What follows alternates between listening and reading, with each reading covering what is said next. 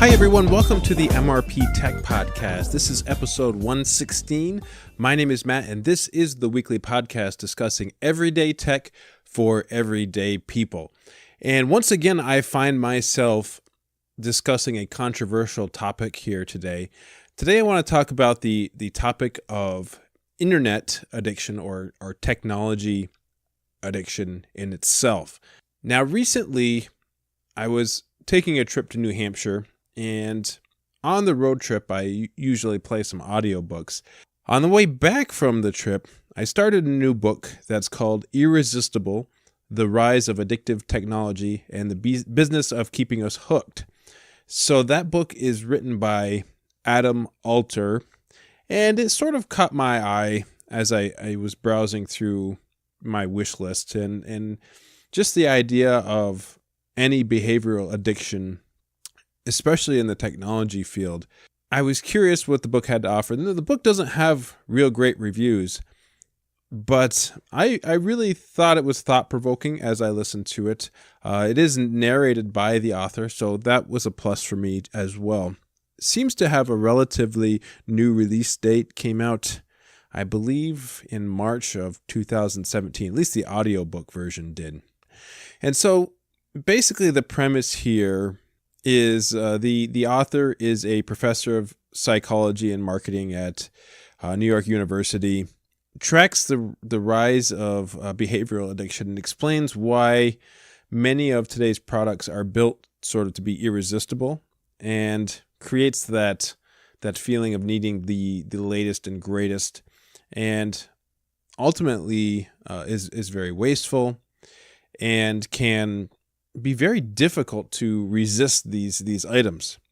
So over the last few weeks after I've finished this book, I've sort of been a little bit more conscious about activities online, what exactly I'm doing, and how much of that time is actually wasted time. Now, for me, time is usually money, and I don't like to waste time in a lot of things. And the more time that I waste, the less productive I am, and ultimately I could be losing out on a lot of things. So I read this book prior to iOS 12 being released, and I knew one of the latest features of iOS 12 was the screen time tracking.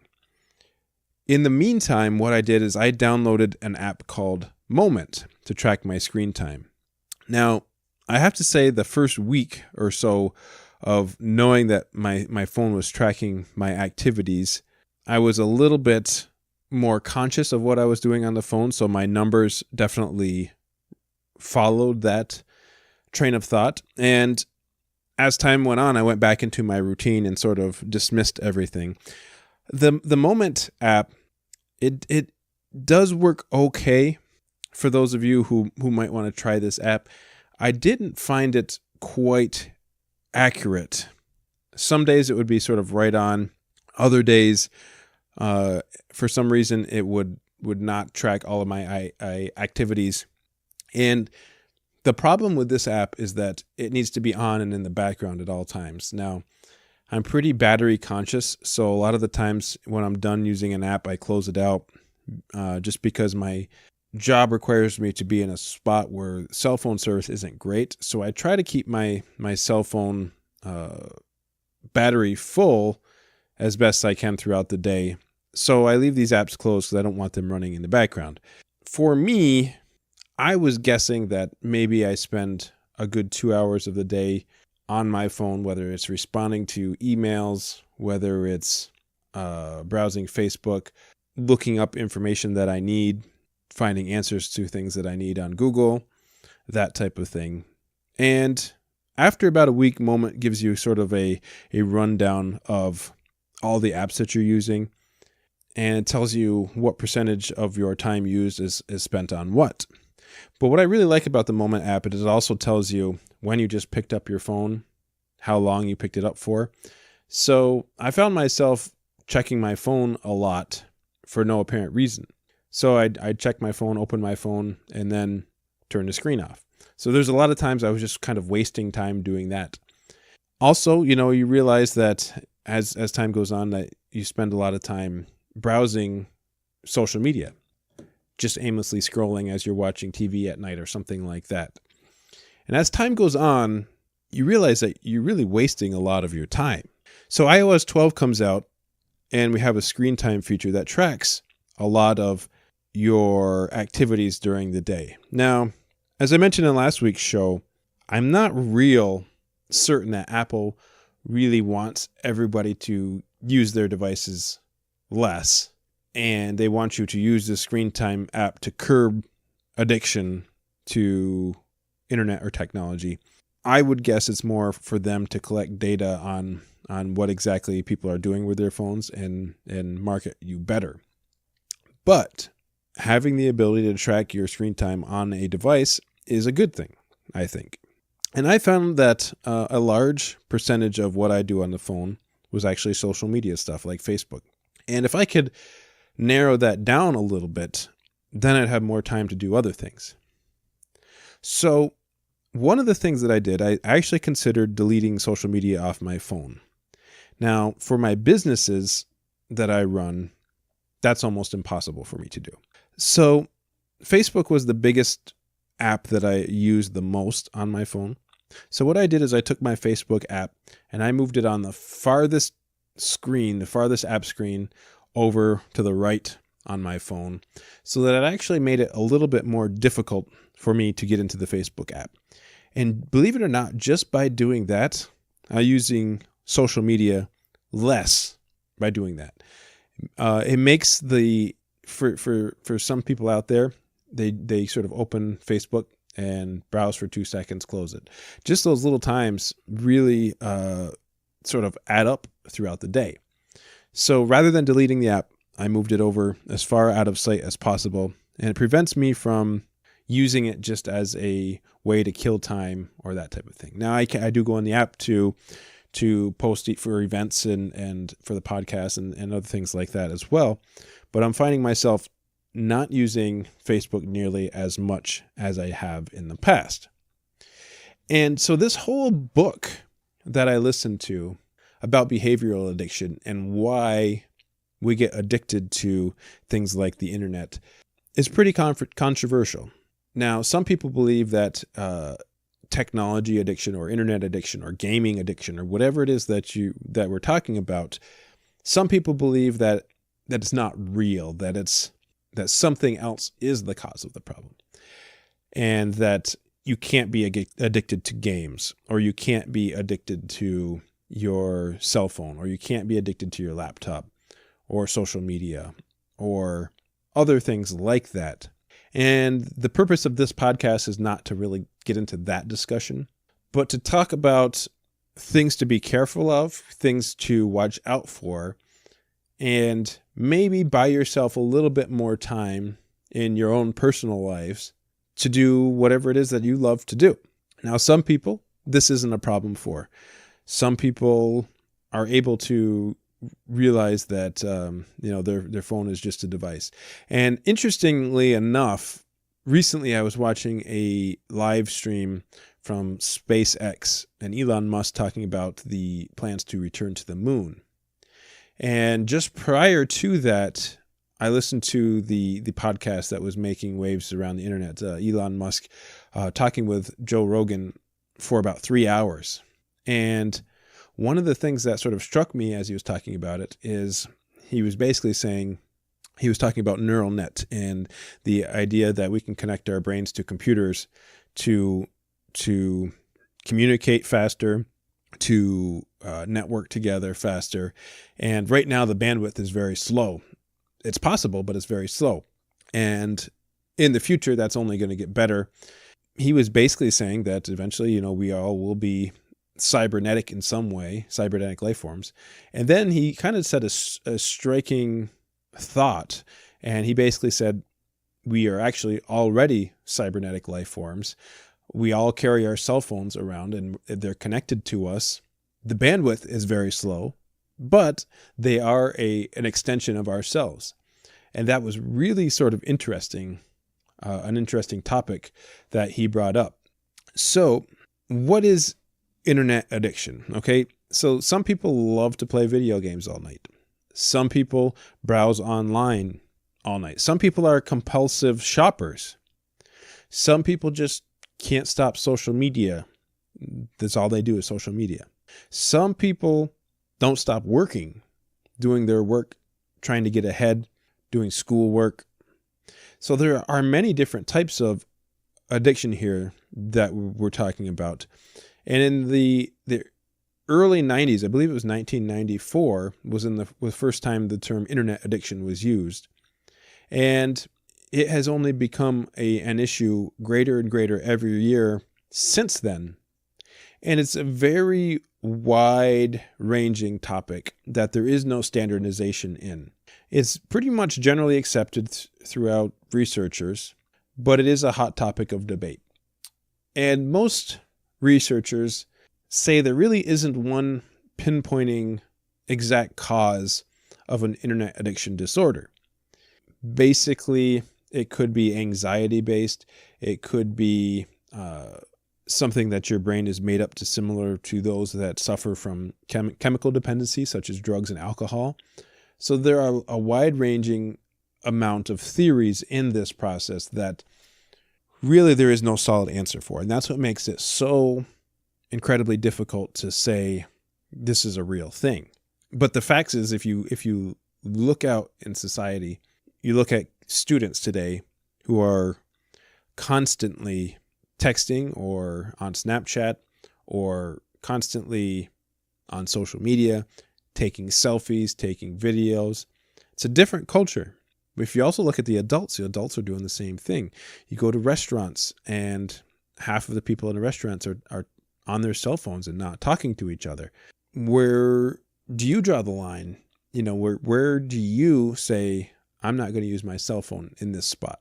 I'm not going to, or even having a conversation with somebody's trying to tell you something and you're taking your phone out and checking something. It's in that, my opinion, that's borderline rude. So in most cases of addiction, it's feeling a need of something else that is missing.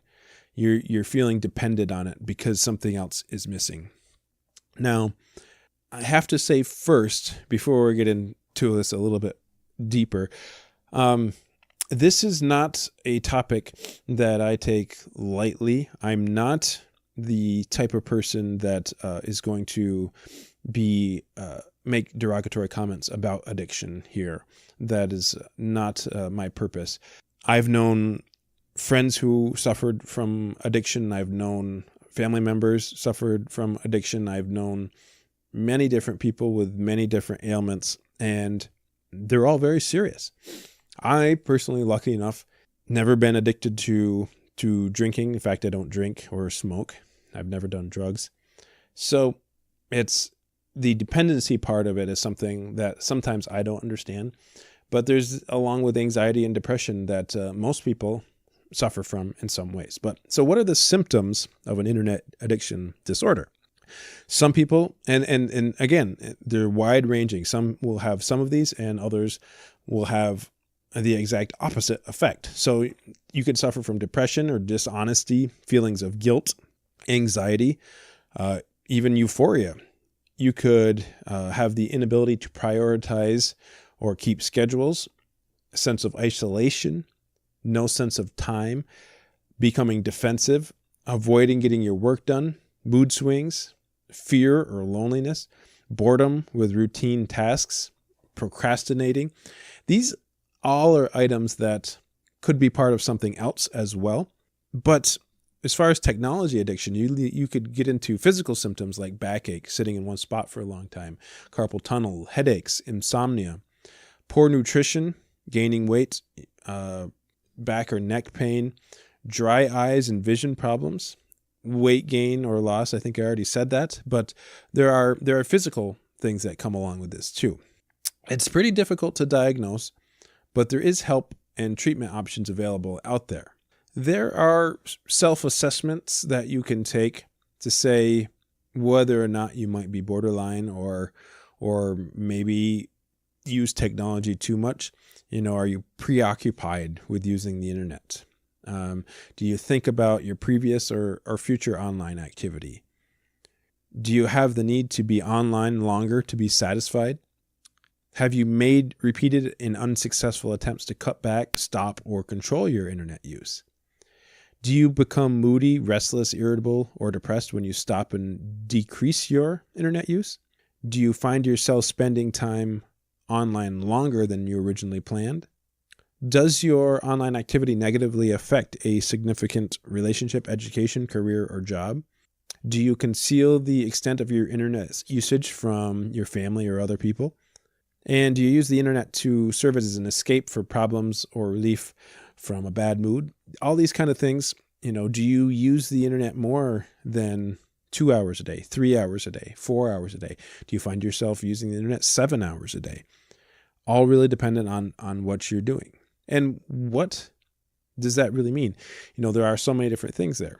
For instance, I listen to audiobooks on the way to and from work. Does that mean I'm using my device in a way that I'm addicted to it? Or is it just because I like to learn? That's where things get kind of, there's a line, and where does it cross? Or is it just when I'm spending hours a day at night getting work done and, and after work and still completing more work? So there are things here that, of course, I can't get into every single topic. But like I said, there are options available for people with the real serious issues. Now, I'm assuming that real serious internet addiction, and I'm talking about those who spend all night playing online games or browsing the web online or shopping, and they can't stop and spend days doing this without eating or that type of thing. There is help available. In fact, there are internet addiction clinics that have opened over the last few years, and believe it or not, there's actually helping out in very many different ways, and more people are checking themselves into these things. There are drugs available that have been shown to be effective for curbing internet addiction. Studies at the Mount Sinai School of Medicine. There are antidepressant drugs, that type of thing. And sometimes, in some cases, you get a dual diagnosis where you may have a substance abuse issue as well. But there is help for internet addiction, and you can teach yourself to catch yourself what you're actually doing online and be less compulsive about it. For some people, it's easy. For some other people, it's very difficult to do. But the one thing to keep in mind is that internet addiction in itself is not an official mental health diagnosis. So that's why there are no recognized set of symptoms that defines the problems. So researchers are free to define that word addiction in any way that they want to. And again, that's what makes it a difficult thing to track. But I think like these apps that we're using, the screen time apps and Moment, showing you exactly what you're doing online might be a good place to start if you're looking to even just free up some time during the day. Oftentimes I hear people saying, I don't have time to do something. I don't have time to do this. I don't have time to do that. And I think there is time to do everything that you want to do. You just have to find it. Whether you need to get things like self-help books or get your friends involved to help you out. Many people have met friends online in other parts of the world that they've never met in person, and they create relationships that seem more real than the actual ones that they have locally. And these are the types of things that are things you need to worry about when it comes to internet addiction. So I'm curious, if anybody's interested in this topic, you can send me an email. Be curious on your thoughts on what you think about internet addiction. Do you think it's a real thing? Do you think it's not a real thing? Send me your feedback, mrptechreviews@gmail.com. I'd be real interested to see what many of you think about the topic. How often do you spend on your devices? Are you mostly working? Are you shopping? Are you being compulsive and just scrolling through Facebook aimlessly to just keep up in the loop with everybody else because you don't want to miss anything? I'd be curious. So for me, when I went through the online questionnaires about internet addiction, I was expecting a far worse sort of grading. Again, with screen time's telling me anywhere from 2 hours and 50 minutes to basically 4 hours of a day. I'm on a device, and a lot of times it's mostly working. Sometimes it's social network, but I believe anything over 4 hours are saying you are at risk for internet addiction. So borderline. So it's an interesting topic to discuss here today. And let me know what you think about it. For anybody who's listening to this show for the first time, you can go to my website, mrptechreviews.com.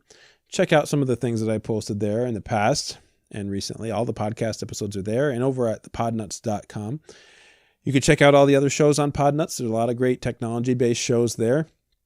And if you are looking to support this show, best thing to do on my website, click the Amazon link. And if you buy anything from Amazon, it gives me a small percentage back. It doesn't cost you anything else. That helps me keep the show going. So that's going to be it for this week's episode. Thanks for listening, and we will see you next time.